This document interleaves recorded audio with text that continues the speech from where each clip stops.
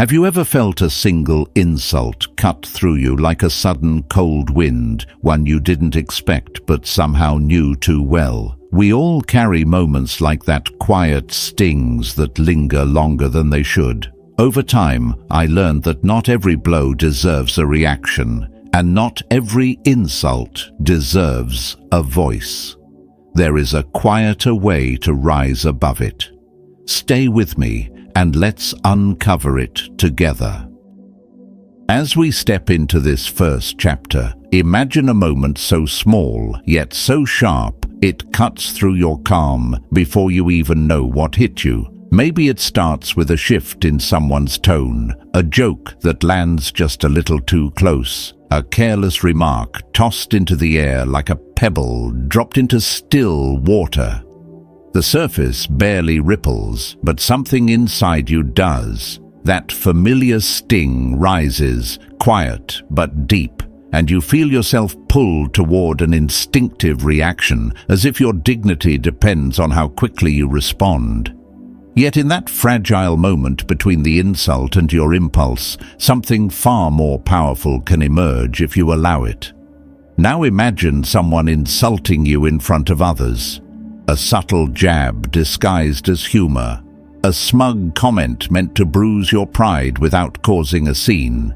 You sense the eyes around you, waiting for your explosion, expecting you to defend, to counter, to prove yourself.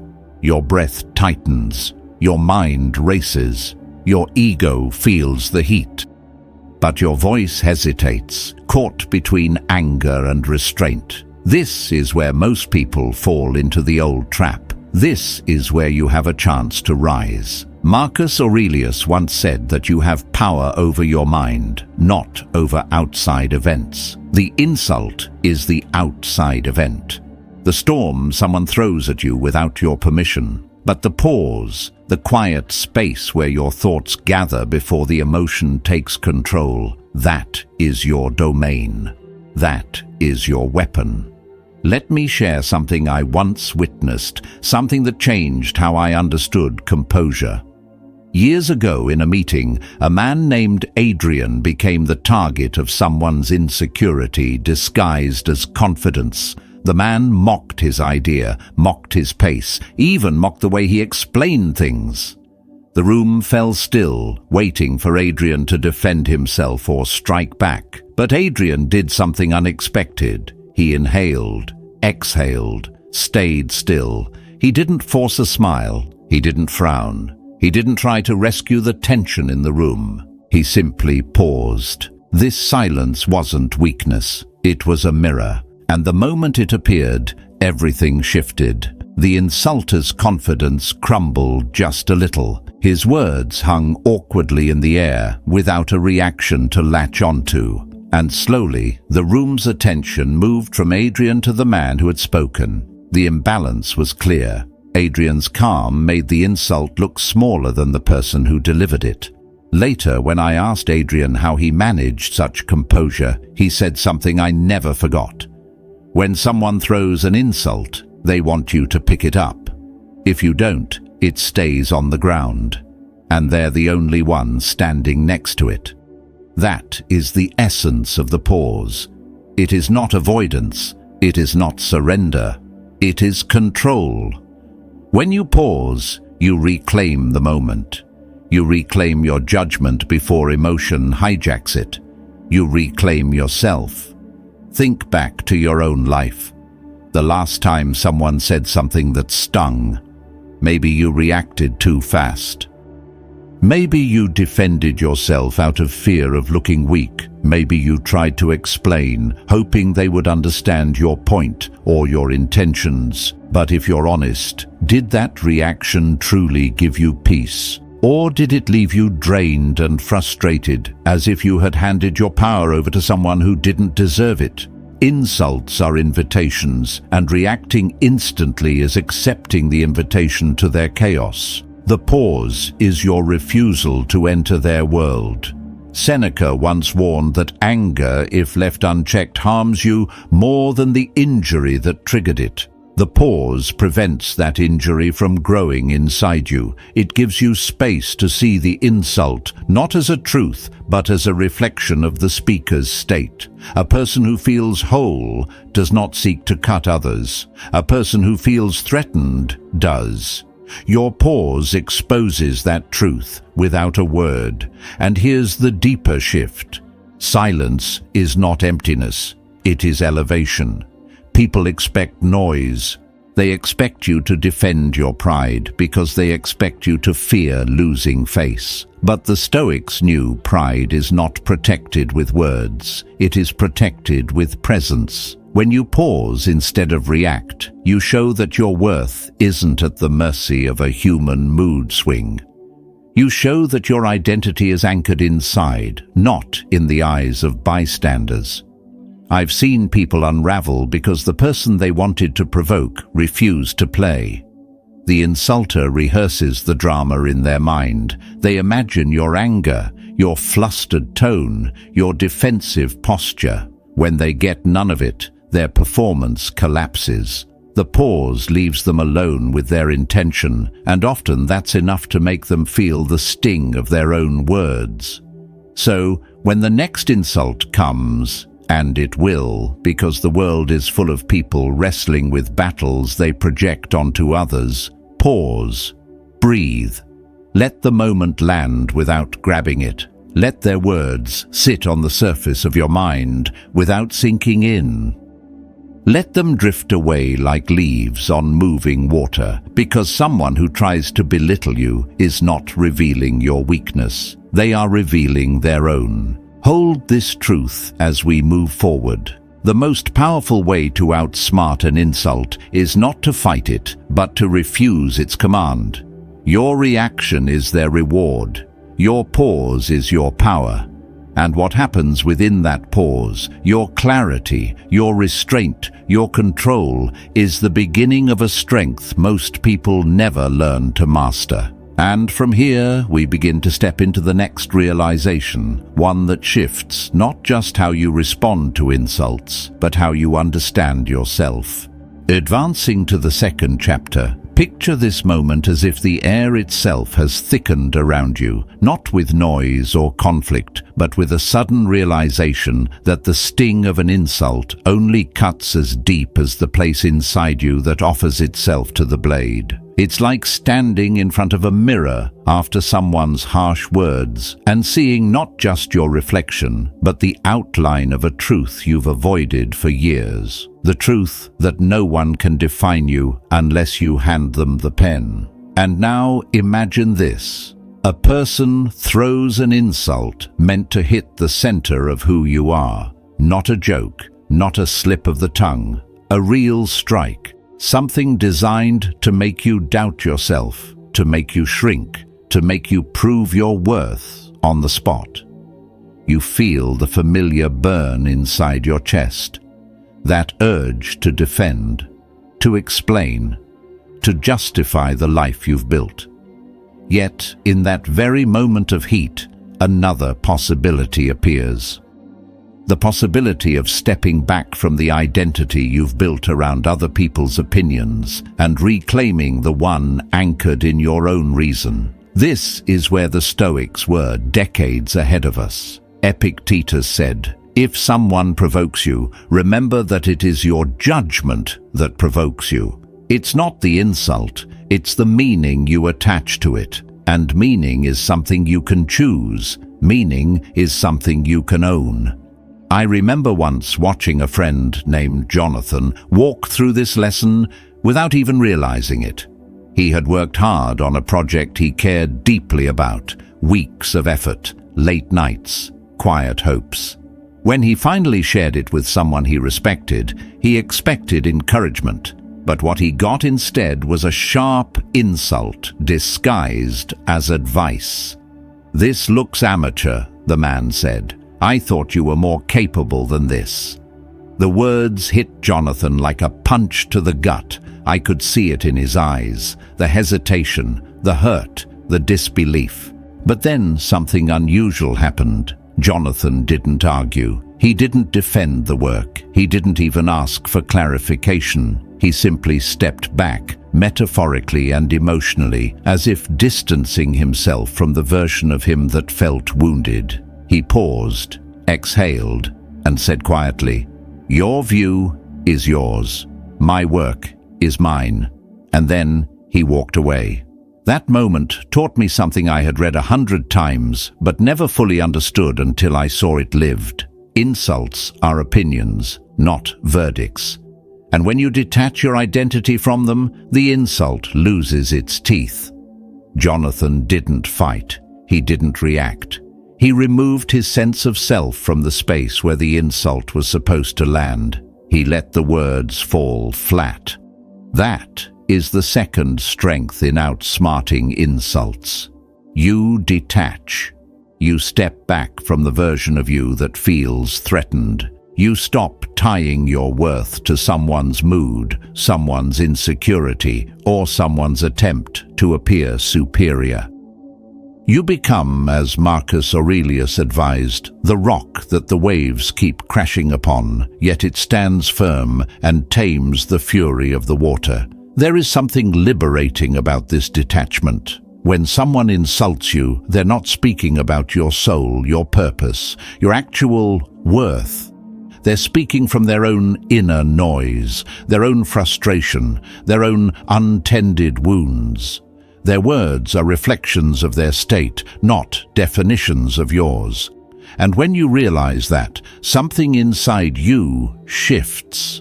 The insult no longer enters you. It passes by you, like wind moving around a mountain. But here's where it becomes even more powerful. Once you stop taking insults personally, the people who throw them begin to reveal themselves instead. You see their motives clearly. You notice their patterns. You recognize their insecurity, and their words stop hurting because they were never about you in the first place. Let me share another moment that taught me this truth. I once worked with a man who insulted everyone around him. Quiet jabs, sharp remarks, words meant to undermine. At first, people took it personally. They argued, they defended themselves, they tried to correct his perception, but nothing changed, because the insults weren't born from truth. They were born from his own sense of inadequacy. One day, someone finally stopped reacting, not with anger, not with distance, just with quiet detachment. When he insulted her work, she simply looked at him with calm curiosity and asked, "Are you speaking about me or something happening in your own day?" The room froze. He froze, and the mask cracked. His face changed. His confidence slipped. He walked away without another word. That was the day everyone understood. His insults were never about them, and for the first time, he realized others saw through him. This is the power of detachment. You outsmart the insult by refusing to let it define you. You let it expose the insulter instead. So let me tell you something blunt. A sentence meant to cut you has no blade unless you give it one. A word meant to harm you only succeeds if you lend it meaning. People can say whatever they want, but they cannot decide who you are unless you agree. Step back from their noise and their judgment. When you stop needing their approval, you rise where they can't follow. Seneca once said, "We suffer more in imagination than in reality." Insults live in imagination. They live in the place where your mind attaches meaning to another person's words. But once you detach, the insult becomes what it always was: air, a sound wave, a reflection of someone else's state. And as the dust settles, you begin to understand something crucial. That detachment is not indifference, it is strength. It is the ability to stand apart from noise, to choose which words enter your inner world, and to honor your worth without seeking outside approval. Hold this truth, because from here we move into the next chapter, where your role shifts from simply detaching to truly observing the person who tries to provoke you and gaining the quiet upper hand. Entering the third chapter, picture yourself stepping out of the heat of conflict and into a colder, clearer space, as if the fog that once clouded your judgment suddenly thins and reveals the outlines of the person standing before you. Not the insult, not the sting. The person, their posture, their tone, the way their eyes shift when they speak. This is where everything begins to change, because once you stop reacting and start observing, you see what was hidden all along. Here's where the perspective sharpens. Imagine someone insulting you, not because of something you did, but because of something brewing inside them. Their words come out fast, loud, or carelessly sharp. But instead of stepping into their storm, you step back, internally, quietly, and you watch. You notice how their frustration spills over, how their confidence wavers beneath the surface, how the insult is less a weapon and more a confession. And as you observe, you begin to understand that the insult they throw at you is simply a shadow of what they carry within. Epictetus said, "When someone does wrong, teach them by showing them what is right, not by being angry with them." Observation is the beginning of this teaching.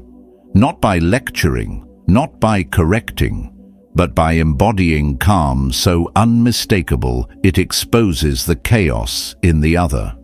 When you become the observer, your silence becomes the lens through which their motives become clear. I learned this years ago from a man named Elias. He worked in a crowded environment full of people scrambling for recognition. One of his co-workers constantly tried to embarrass him with little comments, mocking his choices, questioning his intelligence, laughing at his ideas.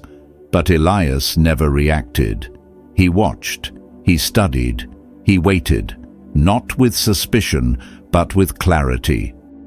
One day, after an especially sharp remark, Elias simply asked, "Are you speaking from certainty or from fear?"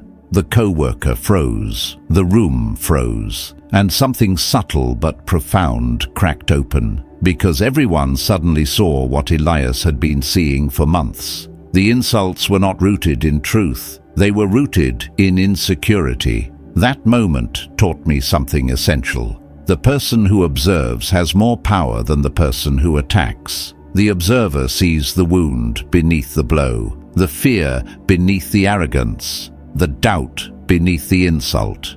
And once you see it, you cannot unsee it. That knowledge becomes armor. Now imagine applying this every time someone tries to provoke you. Instead of feeling threatened, you feel curious. Instead of shrinking, you stand taller, not in pride, but in presence. You watch their breathing, their pacing, the speed of their words. You listen not to the insult, but to the emotion beneath it. Anger often hides fear. Mockery hides insecurity. Dismissiveness hides inferiority. And arrogance hides a desperate need to be seen. Marcus Aurelius once wrote, "The best revenge is to be unlike your enemy." Observation allows you to do exactly that. While they rely on noise to feel powerful, you rely on perception.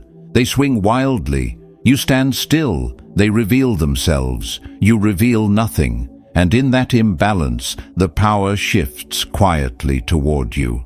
Let me take you deeper. There was a time when a close acquaintance tried to insult me during a gathering.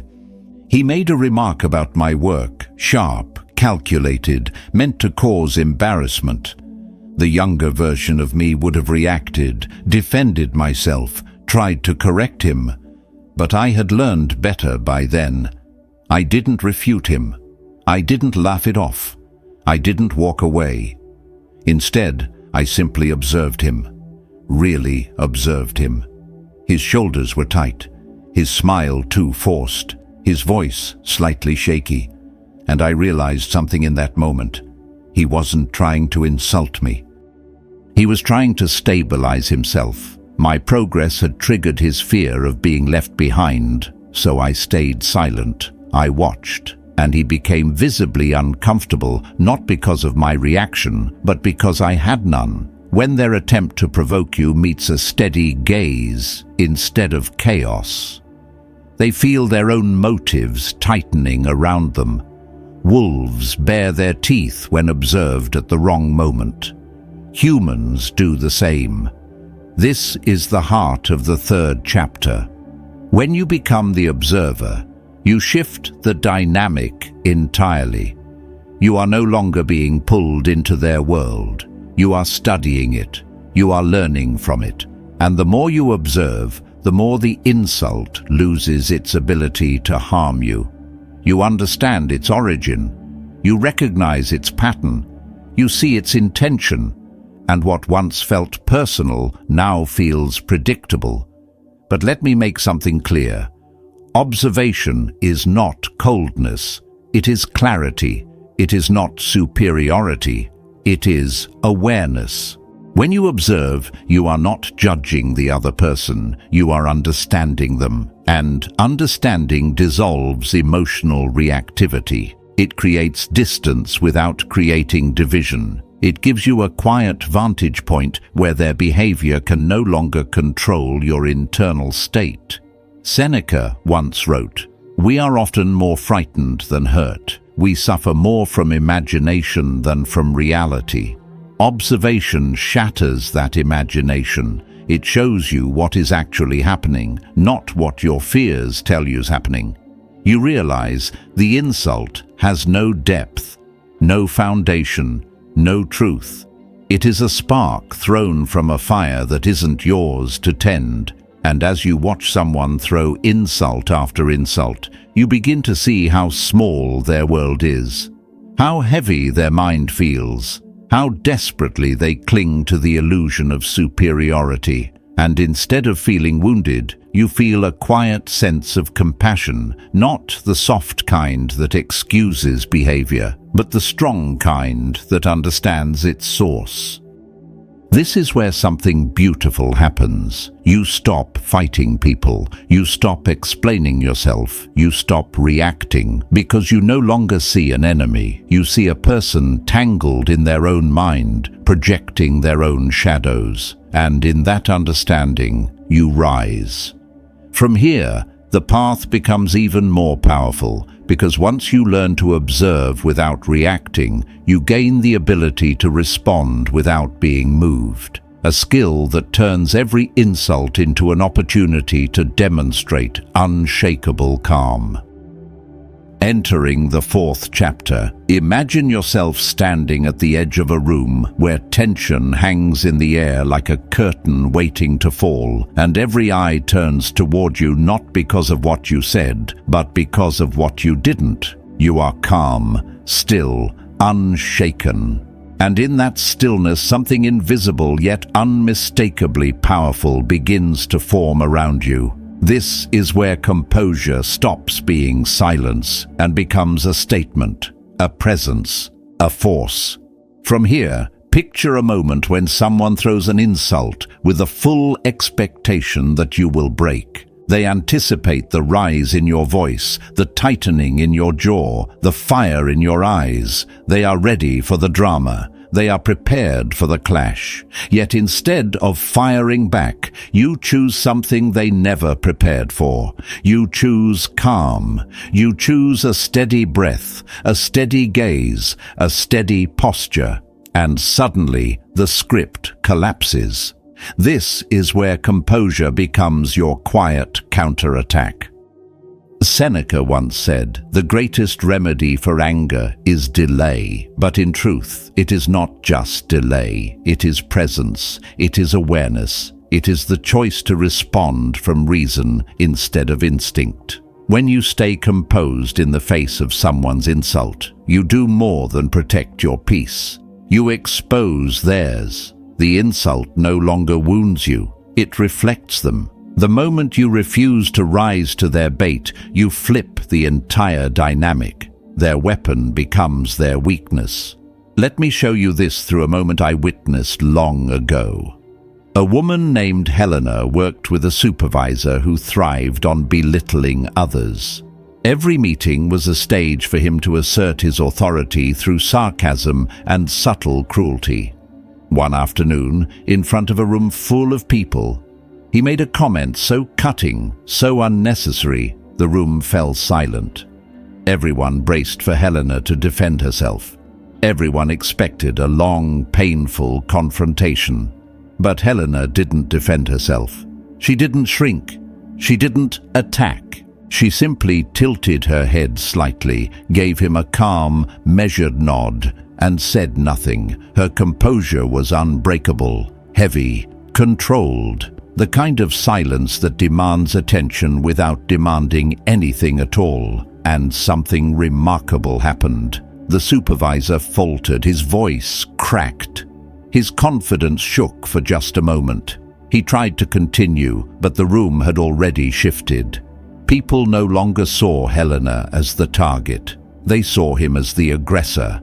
Her calm didn't just protect her, it unveiled him. That day taught everyone in that room a Stoic truth. A composed person cannot be humiliated. Only a reactive person can. Now imagine applying this in your own life. Someone insults you, expecting a spark, but you remain unmoved, your eyes soft, your posture steady, your breathing even. The moment stretches, they grow uncomfortable. The insult begins to echo with no place to land, and suddenly the power is no longer in their hands, it's in yours. Calmness becomes your shield, but also your strategy. Marcus Aurelius wrote, "You have power over your mind, not outside events." Realize this, and you will find strength. The strength he spoke of is not dramatic. It is not loud. It is not theatrical. It is the strength of a flame that does not flicker when someone blows on it, because it is protected by a glass of reason. When you stay composed, you reveal that you are guided by something deeper than impulse. You are guided by principle. Composure is not a lack of emotion. It is a mastery of it. It is the understanding that not every blow deserves a reaction. Not every disrespect deserves an argument. Not every insult deserves your energy. When you stay calm, you remind the world that your dignity is not up for negotiation. Let me share another moment that captures this perfectly. A young man named Rowan once told me about a stranger who insulted him at a gathering. Something petty, something meant to provoke. The old version of him would have exploded, but that night he simply smiled. Not a mocking smile, not a forced one, but a quiet, honest expression that said, "This doesn't reach me." And the insulter froze. Because nothing is more disarming than someone who is not moved by your attempt to provoke them.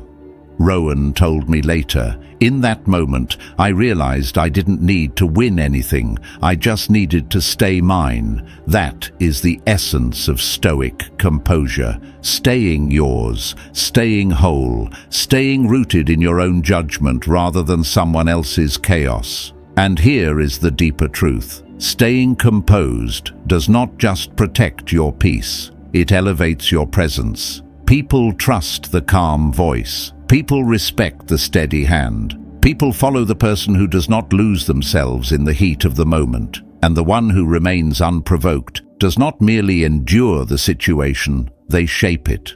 When you stay composed, you become the reference point in the room.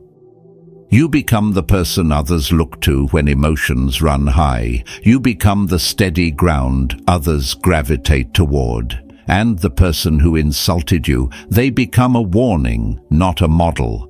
At this stage, you begin to see that composure is not passive, it is active, it is deliberate. It is the conscious choice to let reason lead, while emotion follows at a respectful distance. You may feel the sting, you may feel the heat, but you do not let it decide your action. This is the difference between reacting and responding. Reacting is instinct, responding is mastery, and mastery is unmistakable. So let this truth settle into you. When someone tries to insult you and you remain composed, you do not lose. You win without fighting. You rise without stepping on anyone. You show strength without raising your voice. Your calmness becomes the ground no one can shake. And from here, we move toward the final transformation, the moment where silence itself becomes the mirror that exposes everything the insulter never wanted the world to see. Entering the 5th chapter, imagine yourself standing in a quiet room after all the noise has faded, the kind of silence that doesn't feel empty but charged, as if the truth itself is waiting to speak through the stillness. This is where everything you've practiced, pausing, detaching, observing, staying composed, finally reveals its full power. Because here, in the calm after the storm, something subtle but undeniable begins to happen. The person who tried to wound you becomes exposed by their own words, and your silence becomes the mirror they never expected to face. Now imagine the moment right after someone insults you. They've thrown their words like stones, expecting you to flinch or retaliate. But you don't. You stand there, steady, grounded, unmoved, and without realizing it, your stillness forces them into the spotlight. Their insult hangs in the air without a home to land in. Their tone suddenly feels too sharp for the room. Their attempt at humiliation echoes back toward them, and you can see it in their eyes, the faint shift, the slight discomfort, the realization that they've revealed more about themselves than about you. This is where silence becomes a truth-teller. Here's where Stoic wisdom becomes almost surgical. Marcus Aurelius wrote, "The soul becomes dyed with the color of its thoughts, and in a moment of insult, it becomes clear whose soul carries calm and whose carries chaos. Not because you lecture them, not because you defend yourself, but because your silence outlines the contrast between your steadiness and their instability. You don't need to expose them. They expose themselves." I once saw this happen in a way that I'll never forget. A man named Corin worked under a manager who thrived on subtle humiliation. One day, in front of an entire group, the manager mocked Corin's intelligence, a cheap shot, a public blow. Everyone waited for Corin to break, to fight back, to prove his worth. But Corin didn't flinch. He stood still, looked the manager in the eye with quiet strength, and said nothing. Absolutely nothing. The room shifted immediately. People who had once laughed at the manager's jokes now saw the truth behind them, the insecurity, the pettiness, the lack of control. Corin's silence didn't just protect him, it amplified everything the manager tried to hide. The calm man stood tall, the loud one shrank, and that is the hidden power of silent strength. It exposes the truth more clearly than any argument ever could. From here, imagine how many times in your life you felt wounded, not because the insult was true, but because you believed it said something about you. But insult is a projection, a shadow thrown from someone else's fire. And when you remain unmoved, the shadow falls back where it belongs. The moment you stop letting someone's words decide your worth, their words lose their weight. Seneca once wrote, "No man is hurt but by himself." At first, this sounds harsh, but it is liberating, because it means you are no longer a hostage to the moods, opinions, or insecurities of others. If their insult doesn't enter you, it cannot injure you. And if it cannot injure you, it rebounds onto the one who released it. Now imagine yourself in that moment, your silence becoming not passive, but powerful, not empty, but revealing. You're no longer fighting, you're reflecting. You're allowing the truth to surface on its own. a truth the insulter never intended to reveal but cannot hide once there is no reaction to cover it. Let me show you one more story that embodies this final transformation. A young woman named Mara worked with a colleague who constantly mocked her ambition. One day he joked loudly that she would never rise above average. The room burst into shallow laughter, but Mara didn't respond. She simply looked at him with a calm, almost gentle expression, as if she were witnessing a child's tantrum rather than an adult's insult. The laughter died instantly because her calm made his words look childish, and he knew it. She didn't need to defend her ambition. Her silence defended it for her. In that moment, she understood something most people take a lifetime to see. Silence can be a verdict. It can be a revelation. It can be the line that separates those who act from reason and those who act from fear. At this stage, something in you begins to shift permanently. You stop fearing insults. You stop anticipating conflict. You stop carrying the weight of other people's wounds. Because you finally realize that insults don't define you. They expose the speaker. They show their pain, their envy, their confusion, their lack of discipline, their longing to be seen, and your silence allows that truth to rise to the surface.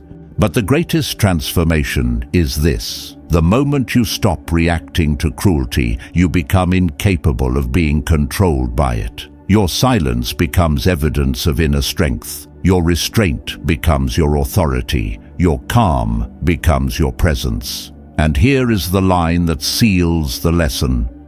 When you refuse to descend to their level, you force them to confront their own. This is why Stoics walked through conflict with unshakable serenity. They understood that silence is not retreat. It is elevation, not weakness, but wisdom, not passivity, but power. And as you stand in that quiet strength, you begin to see something profound. Insults can only reach those who kneel to catch them. You remain standing.